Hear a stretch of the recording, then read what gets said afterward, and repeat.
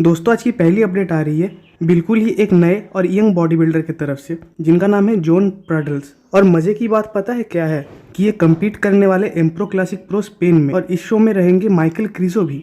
दोस्तों पता है और एक बात की है, बस 2022 में ही प्रो बने हैं और उसके बाद से उन्होंने जैसा मास और साइज गेन किया है वो तो अलग से ही एक टॉपिक है। और उनके स्मॉल वेस्ट और ब्रॉड शोल्डर्स जो वी टेपर क्रिएट कर रहे हैं, मुझे कहीं ना कहीं ये लग रहा है कि ये माइकल क्रीजो को भी स्टेज में साइज के मामले में बीट कर देंगे।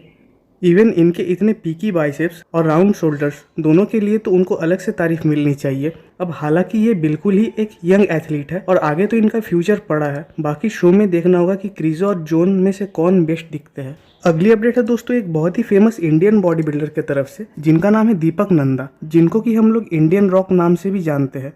अब न्यूज़ तो ये है कि वो जून में होने वाले शेरू क्लासिक में कम्पीट करेंगे, जो कि दिल्ली में होगी। अब दोस्तों उनके बॉडी में सबसे जो चीज़ मुझे पसंद आती है वह है उनके एकदम राउंड और पीकी बाइसेप्स और उनका चेस्ट। मतलब देख के लगता है कि उनका चेस्ट कुछ ज़्यादा ही पॉप करके निकलता है।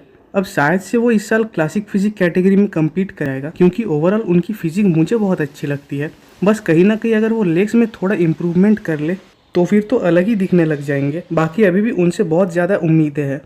और दोस्तों अगली अपडेट में बढ़ने से पहले आप सबसे एक रिक्वेस्ट है कि अगर आपने यहाँ तक ये वीडियो देख लिया है ना, तो प्लीज़ से चैनल को एक सब्सक्राइब और वीडियो को एक लाइक कर दीजिए।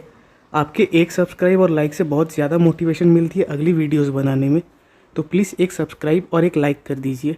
अगली अपडेट आ रही है दोस्तों डेरेक लंसफर्ड की तरफ से। अब हाल ही में उन्होंने अपनी एक रूटीन पोजिंग की वीडियो शेयर की थी, जिसमें वो अपने क्वाड्स मसल को शो कर रहे थे और इस वीडियो में उनके साथ क्रिस बमस्टेड भी हाजिर थे। इवन क्रिस तो उनके लेग से कुछ ज़्यादा ही इम्प्रेस हो गए। उन्होंने तो ये पूछ डाला कि डेरेक क्या कुछ अलग एक्सरसाइज कर रहे हैं उनके इनर थाइज के लिए। आपको पता होगा आज से कुछ साल पहले जब डेरेक का नाम नया नया उठना शुरू हुआ था, तब उस टाइम डेरेक फेमस थे उनके बड़े लैट्स के लिए, पर उस टाइम वो क्रिटिसाइज भी होते थे और उसके पीछे का कारण था उनके लेग्स उस टाइम उतने बड़े नहीं थे उनके अपर बॉडी के हिसाब से, और उनकी अपर बॉडी उस टाइम उनके लोअर बॉडी को डोमिनेट करती थी।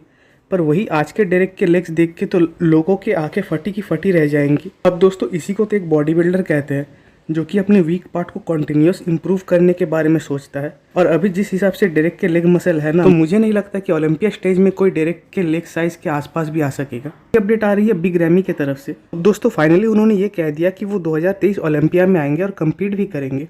आपको याद होगा कि कुछ दिन पहले ही उन्होंने खुद ही अनाउंस किया था कि इस साल वो ओलंपिया में कम्पीट नहीं करने वाले।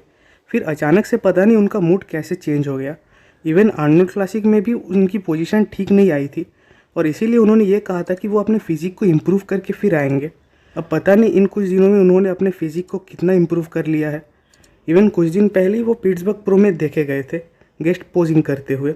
भले ही उस टाइम वो मासिव लग रहे थे, पर प्रेजेंट में उनके जो वीक पॉइंट्स है ना, उनका मिड सेक्शन या फिर उनका ट्राइसेप्स या लोअर बैक मसल, वो मुझे कहीं से कहीं तक उतनी इम्प्रूव नहीं लगी।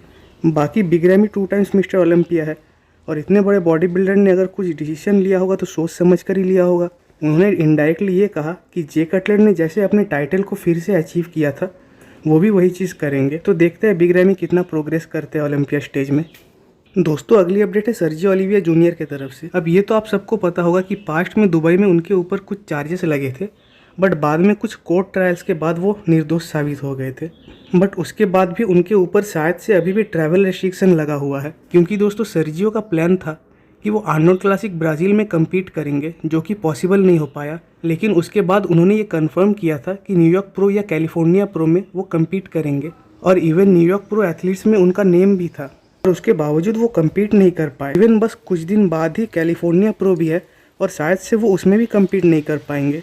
अब वहाँ उनके साथ क्या इंटरनल मैटर चल रहा है ये तो किसी को नहीं पता, पर हाल ही में उन्होंने एक पोस्ट किया था जिसमें उन्होंने लिखा था उनको कम्पीट करने दिया जाए। और एक बात दोस्तों, वो अभी जहाँ है वहाँ के लॉ बहुत ज़्यादा स्ट्रिक्ट है, शायद उसी की वजह से वो प्रॉब्लम फेस कर रहे हैं। और आज की लास्ट अपडेट है कियोन पियर्सन की तरफ से। अब कियोन का साइज़ हर दिन बढ़ता ही जा रहा है। इवन अगले साल ओलंपिया स्टेज में कियोन जैसे दिख रहे थे, अभी तो वो कुछ ज़्यादा ही मासिव लग रहे हैं। बैक का मसल तो उन्होंने कुछ ज़्यादा ही डेवलप कर लिया है।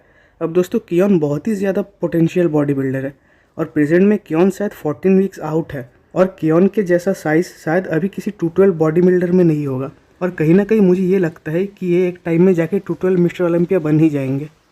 तो दोस्तों आज के लिए बस इतना ही, मिलते फिर एक दिन एक नई वीडियो पे। तब तक के लिए आप इस चैनल को सब्सक्राइब कर सकते हैं और वीडियो को लाइक कर सकते हैं।